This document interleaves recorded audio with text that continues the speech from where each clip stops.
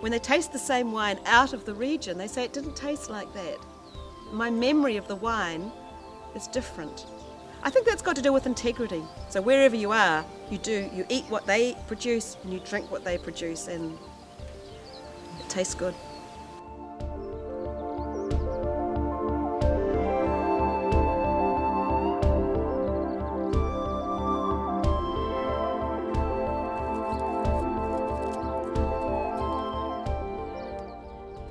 Not long ago, New Zealand was a backwater in the wine world, producing undistinguished table wines and strong, sweet sherries. The Kiwis themselves didn't care, they were beer drinkers.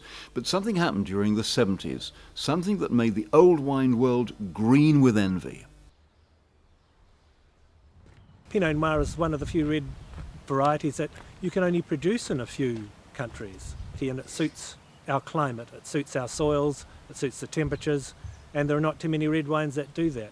The Pinot Noirs from New Zealand are certainly among the top Pinot Noirs outside France, and at this stage the vines are all incredibly young. I can see that within 10 years' time New Zealand will be seen as the top Pinot Noir producing country outside the old world, and I'm sure some of the top wines will be challenging right at the very top level.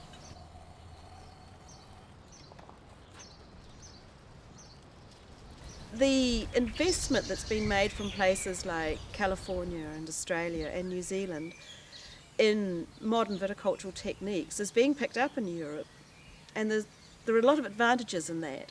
And they have this syndrome they call the flying winemaker. So smart young winemakers do a vintage here, they do a vintage in France and a vintage in Spain, or a vintage in France and a vintage in Germany. So they might do 3 or 4 vintages in a year. They earn huge amounts of money and they produce extremely good wine.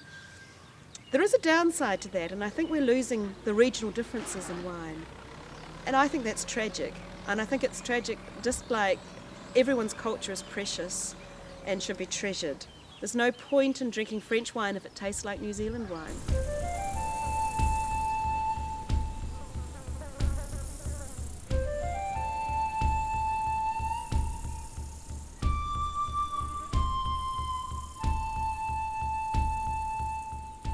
Herman Seyfried came to New Zealand in 1971 to work in apple cider production. But then Herman and his wife Agnes planted their first vines in the Upper Moutere clays. Born in Austria, Herman graduated in wine technology in Germany and started as a wine carrier in Europe and South Africa. In many ways, he's one of the pioneers of New Zealand wine production. We're talking about the sustainable viticulture. In our vineyards, everything is grassed. We have grass throughout the vineyard areas, in all our vineyards, because we feel that natural grass enhances the microflora in the ground and then helps the grape, to survive longer. As if we would spray off everything, the vineyard might look nicer, but in doing that, we would also kill a lot of the bacteria, and maybe in 10 or 20 years, we would have to pay the price.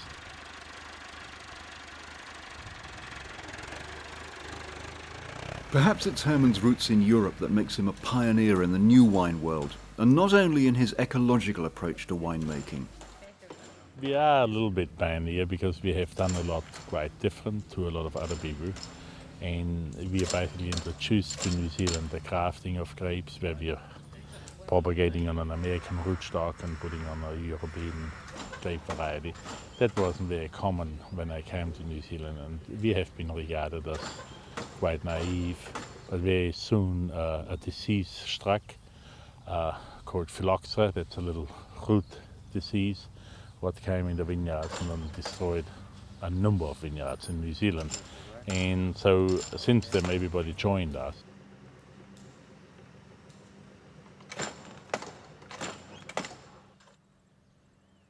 I don't have anything in my winery in my house that isn't designed by a Nelson potter.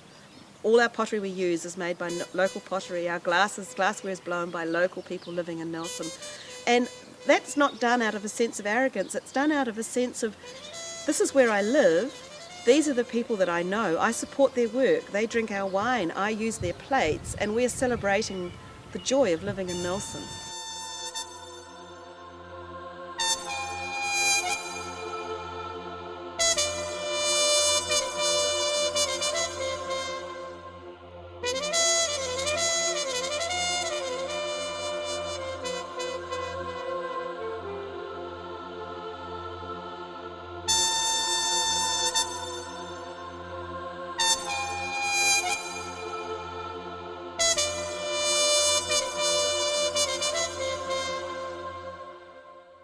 this feeling of Provence is actually something which is very similar. You can draw parallels here in Nelson, where we have this wonderful food and wine, and we grow olives and this great light and colour. And so I've taken my early experiences and the fact that I live here and put it into my tableware, and so I see it as a combination of travel to Provence and living here in Nelson. It's a journey of 1,000 kilometres from the northernmost to the southernmost wine-producing areas. The contrasts of climate and soil between these regions add much to the diversity and fascination of New Zealand's wines.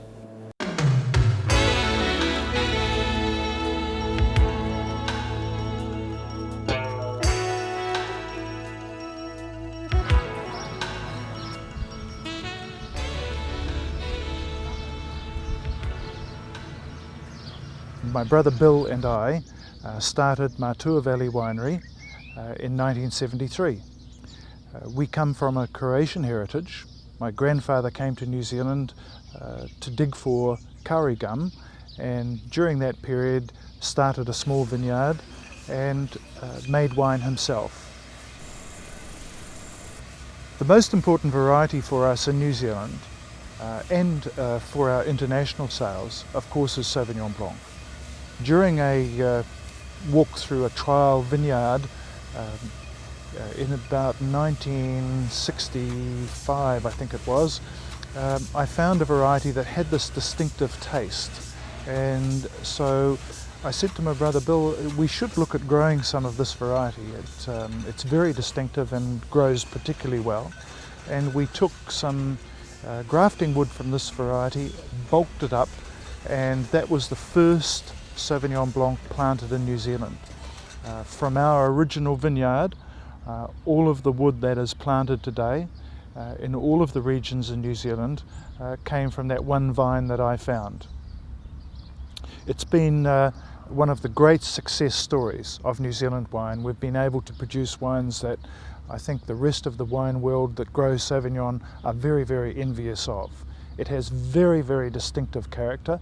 Some people say probably a little too much so, but I think it's wonderful to be able to have varietal character that is so noticeable, so gooseberry-like, and goes particularly well with a number of the foods that we have here in New Zealand. One of the wonderful things that's happened in New Zealand recently has been what we call the advent of the cafe society. It was very difficult when I was a young man to be able to buy a bottle of wine in a restaurant to eat with your meal. Now you can travel through all of the major centres of New Zealand and you will find wonderful wines for sale to be able to consume with the foods that people are preparing. No doubt, one of the major factors too in the change in food is the Asian influence. We now have many Asian people living in New Zealand, and this has created New Zealand food with an Asian type flair to it, and we are getting wonderful flavours from that. And this is a challenge for winemakers to develop and produce wines that will match and go particularly well with the flavours that we're finding in the foods today.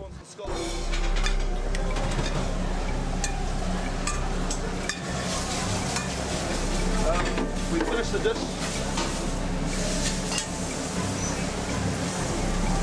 with some balsamic vinegar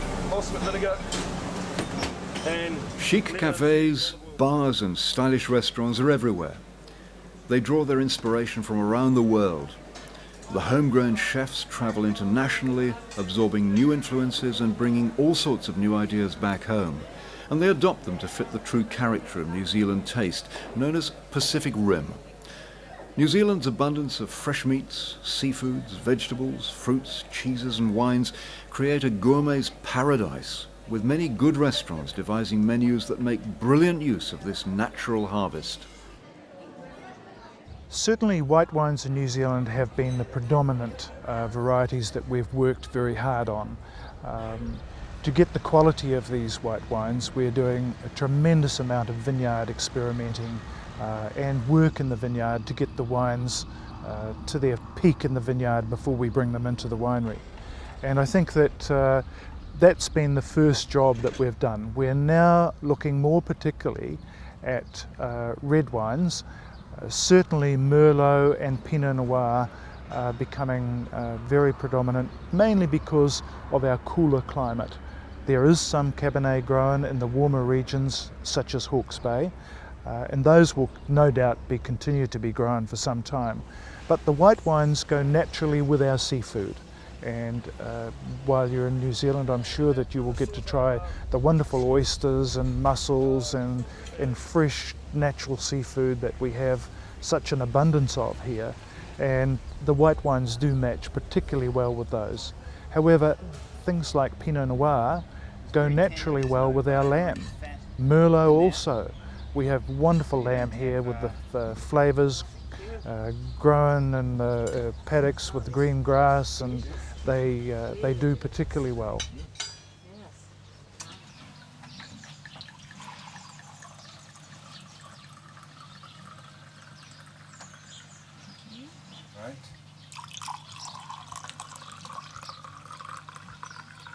Over here we have the rock Cornish game hen, which is a special hen similar to a baby chicken, and that's served on top of a pomme gratin, layered potatoes baked with cream and garlic.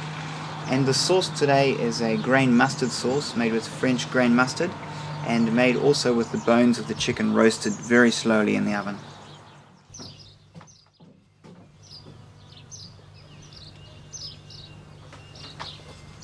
Sweetness Yeah, but in the taste, which is so nice. the Cabernet, it's got that sort of spiciness in it.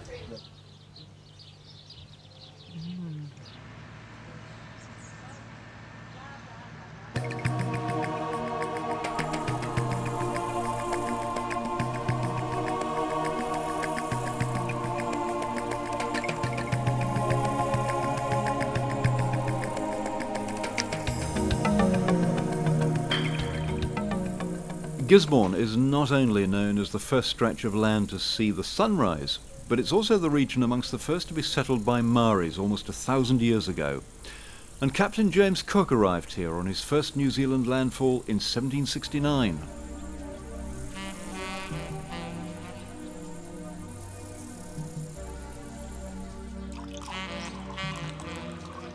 We started growing grapes here in 1968, small boutique winery in the easternmost part of the world. In fact, the first winery in the world to see the sun due to the international dateline. So by the time we get the first use of it, by the time it's got round to Mr. Mondavi in California, it's almost getting tired, I told him some years ago, and he believed me as well.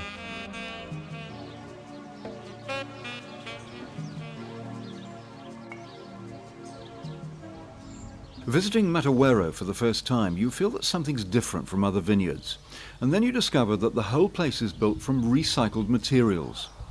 By using non-chemical production methods, Dennis Irving is a man who cares for his environment. He produces a large range of wines to be consumed as part of a dining experience.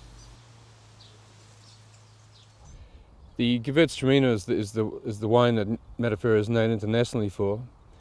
In 1979, my Gewürztraminer came forth in a World Wine Show in Paris. We were on the Queen's table in Buckingham Palace with the Gewürztraminer and early on in the seasons, and so it is a wine that we're now going back to Europe with again.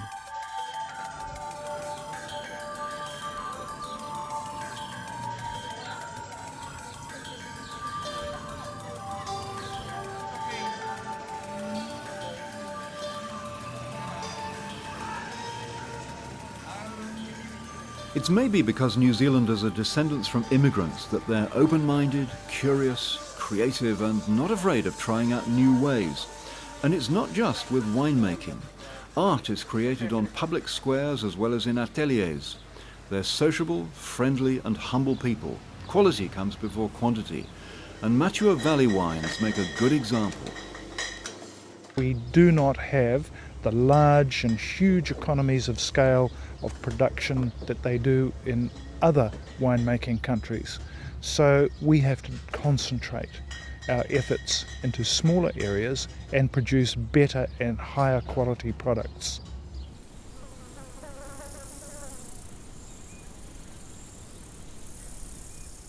The dessert wines have been really a passion of mine since we started, and we use Riesling to make dessert wines. These wines are rare, they are very hard to make. There's a high risk in making them and a lot of cost involved in making them because the yields are small and the risk is high. And this particular wine, the Elwood Noble Harvest, reflects that. It is very rare and it's one of the most expensive wines in New Zealand.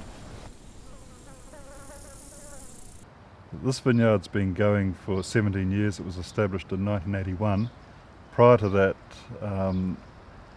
these buildings were used as racing stables, and their history goes back to the 1890s, and they were used as racing stables through until about the mid-50s, late 50s. And in 1981 I came here, met Gary Glazebrook, and we planted a vineyard and established the winery.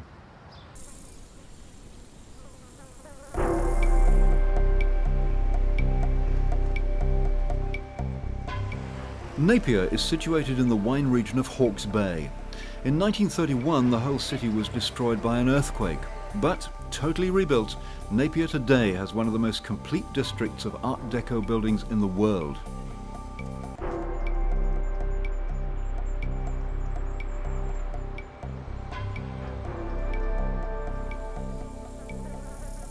The New Zealand wine industry has no history or tradition, and therefore it has no bad traditions as well as good traditions. We don't have the baggage of the past, neither do we have the I will make it this way because my grandfather made it that way. You know, those are the rules, like the silly AOC rules in France, which prohibit them being flexible or innovative.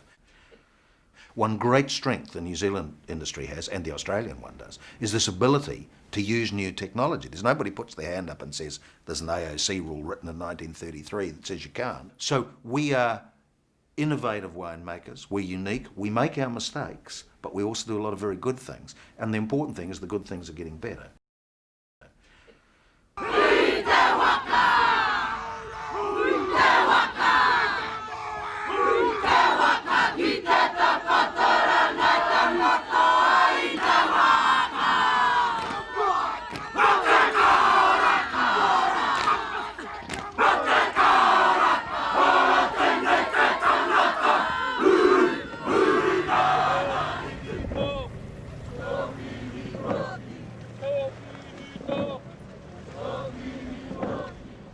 The original settlers of New Zealand, the Maori, came here from Rarotonga, the expanded Rarotonga, the Cook Islands anyway. And so they brought with them in their great canoes food to eat and things to plant, and it's generally considered, not by fact rather than legend, that in fact they may have had one or two or more exploratory trips to New Zealand. So when they set sail to migrate here, they had some idea of what was at the other end.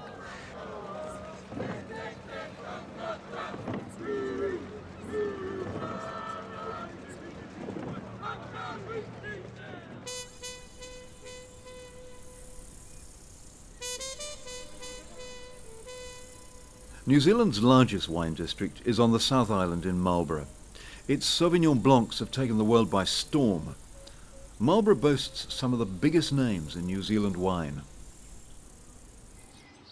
To show the importance of, I guess, art and wine as well, we sponsor the arts in New Zealand. We sponsor the New Zealand Symphony Orchestra, we sponsor the Wearable Art Awards, we sponsor the New Zealand Literary Awards, which are the Montana Book Awards.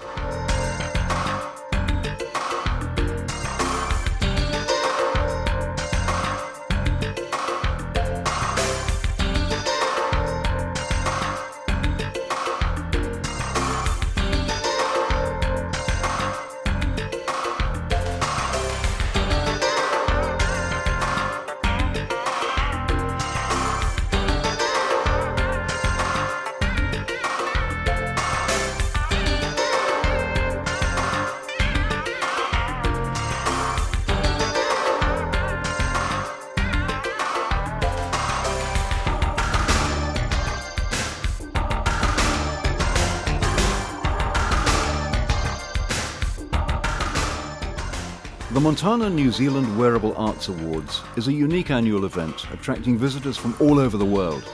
The concept of the awards show is to take art off the wall and adorn the body. Every show is a tribute to the hundreds of volunteers who give up their time, and without the invaluable contribution and loyalty of the sponsors, the awards wouldn't be possible.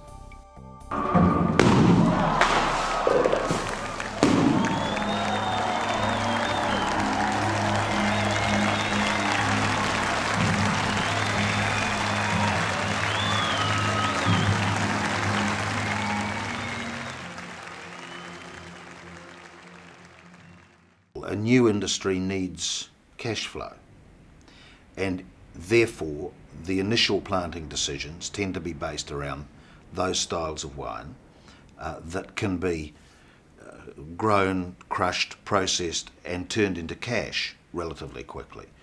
So that tends to be white wine, and particularly unoaked white wine, hence say Marlborough Sauvignon Blanc, rather than reds that have to have 2 years in barrels and so on, or method champenoise, and all those processes have to be paid for, and they slow down your cash flow. In 1988 we started a joint venture with the Dirt Champagne Company from France to develop a uniquely Southern Hemisphere style of sparkling wine made in the traditional French champagne method.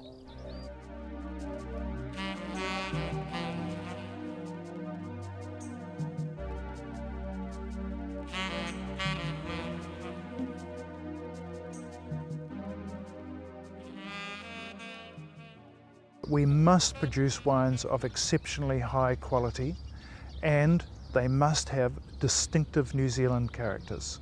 We don't want to make Australian wine in New Zealand, or French wine in New Zealand, or Italian wine in New Zealand. We want to make the best New Zealand wine in the world, and this is our aim for the future.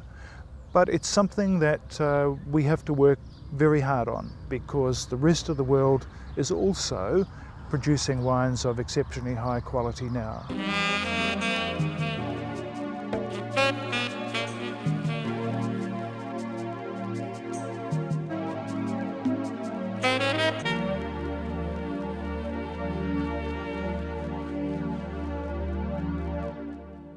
We had a wine buyer from London who was an extremely charming and elegant man in a beautiful suit, and we took him down to the beach at Mapua and we got fish and chips, and he took his socks off and he rolled his trousers up and he sat with his feet in the sand, and we gave him an ice cold glass of wine and a squeeze of lemon juice, and we watched the sunset, and we said, this is what we do in New Zealand.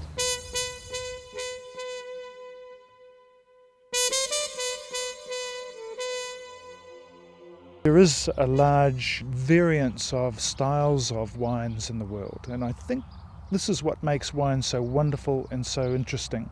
From the different countries that are producing them, we all get different styles, different variations and different types. And this is the exciting part of consuming wine.